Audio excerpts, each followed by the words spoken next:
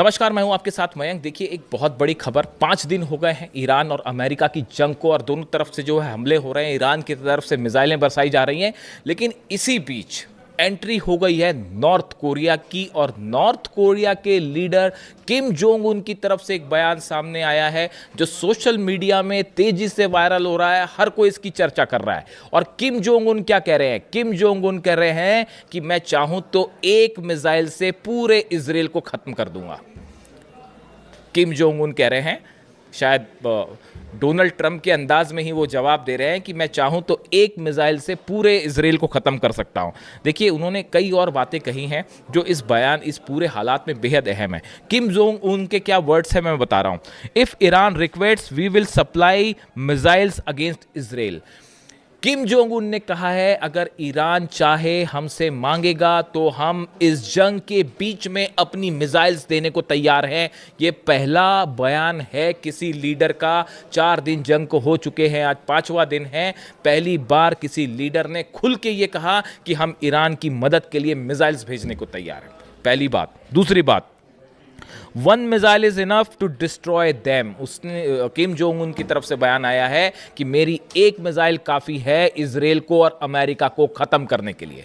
देखिए, ये इस तरह की खबरें अक्सर आई पहले कि नॉर्थ कोरिया जो है वो ईरान की मदद कर रहा है, लेकिन कितनी मदद हो पाई या कितनी टेक्नोलॉजी ट्रांसफ़र हो पाई, जो भी हालात हों, लेकिन इन जंग के बीच में ये पहला मौका है जब किम जोंग उन की तरफ से ये बड़ी बात कही गई। देखिए, किम जोंग उन को सब जानते हैं और वो ज़्यादा बातों में विश्वास नहीं रखते।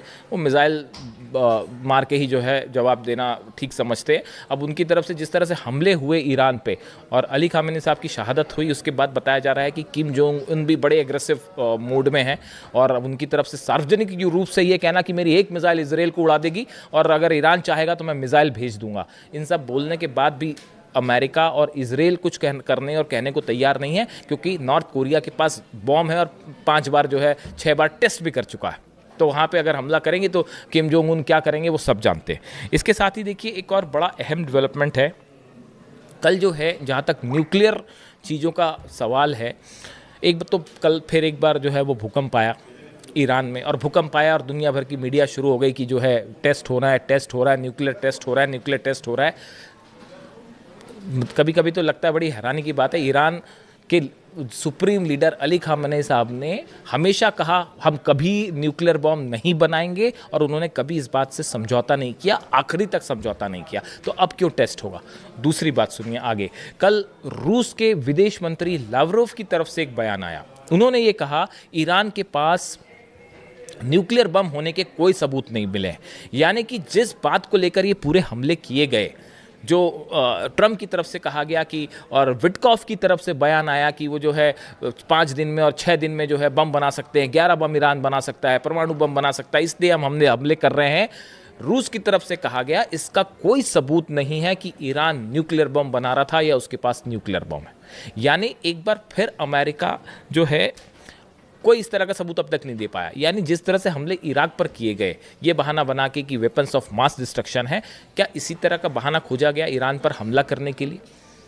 रूस की तरफ से कहा गया जो ये हमले किए गए, ये पुतिन का तो पहले ही बयान, आपने सिनिक वर्ड का इस्तेमाल किया उसने कि उन्होंने कि जिस तरह से इजराइल और अमेरिका ने हमले किए हैं, सिनिक, सनकीपन करार दिया उन्होंने उसको। और अब रूस की तरफ से कहा गया कि किसी तरह का कोई सवाल ही नहीं है इस बात का कि कोई सबूत मिले हो। इसी बीच इस्फहान से बड़ी खबरें हैं। इस्फहान को लेकर बड़ी चर्चा है कि क्या इस्फहान में किसी तरह के रेडिएशन का खतरा है। इस तरह की तमाम बातें हुई। IAEA की तरफ से कहा गया कि वहाँ रेडिएशन का खतरा है। ईरान ने माना है कि हमारे इस्फहान पर हमले हुए हैं, लेकिन फिलहाल रेडिएशन की जैसी कोई स्थिति नहीं है कि जिसके चलते कोई रेडिएशन हो जाएगा और जिससे बड़ा जो है रेडिएशन से नुकसान हो ईरान को। इस तरह की कोई सबूत फिलहाल नहीं है। इसके साथ एक और डेवलपमेंट, एक और खबर, कई ड्रोन से बताया जाता है कि बीती रात इजराइल ने, बल्कि बीती शाम जो है, इजराइल की तरफ से कई ड्रोन अटैक की कोशिश की गई इस्फहान में। यानी कि इस्फहान के आसमान पे 2 ड्रोन अटैक्स थे जो कि वहाँ पे अटैक करने गए थे, उनको ईरान के एयर डिफेंस ने मार गिराया है। इस तरह की खबरें हैं। देखिए, इस्फहान पर हमले हो रहे हैं, लेकिन कई सारे एयर डिफेंस सिस्टम्स ऐसे हैं जो जिनकी लोकेशंस पता करना बेहद मुश्किल काम है। अंडरग्राउंड से उनमें से काफ़ी कई सारे, और इजराइल के ड्रोन्स मार गिराए गए इस्फहान में। ये बात कंफर्म है, मतलब इस सूत्रों से खबर नहीं है, कंफर्म खबर है कि कई ड्रोन्स जो हैं इस्फहान में गिराए गए जो वहाँ हमला करने गए थे। यानी देखिए कुल मिला के हालात ऐसे हैं कि एक ऐसी जंग है जिसमें अमेरिका और इजराइल कूद तो गए हैं। शुरुआत ईरान ने कहा कि शुरुआत तुमने की थी, ख़त्म हम करेंगे। इजराइल और अमेरिका इस जंग में कूद तो गए हैं लेकिन इसका अंत नहीं दिखाई दे रहा, और ये बात डोनाल्ड ट्रंप भी समझ रहे हैं। कहाँ तो बात हो रही थी कि 2-3 दिन में जो है हम जंग ख़त्म कर देंगे, अब वो 1 महीने तक पहुंच चुका है। और आप देखिए पिछले 5 दिनों में ईरान भारी पड़ता दिखाई दे रहा है। पूरे अरब देशों पर अकेला देश लड़ाई कर रहा है, उसके बावजूद जो है वो अभी तक ईरान में करना क्या है इसका प्लान अमेरिका के पास साफ नहीं है। और जो हमले हो रहे हैं वो अलग, पूरी दुनिया का ऑयल रुक चुका है, हॉर्मुज बंद हो चुका है। इसका असर दुनिया के ऑयल सप्लाई पे पड़ने जा रहा है, पर बैरल की कॉस्ट जो है वो आसमान छू जाएगी।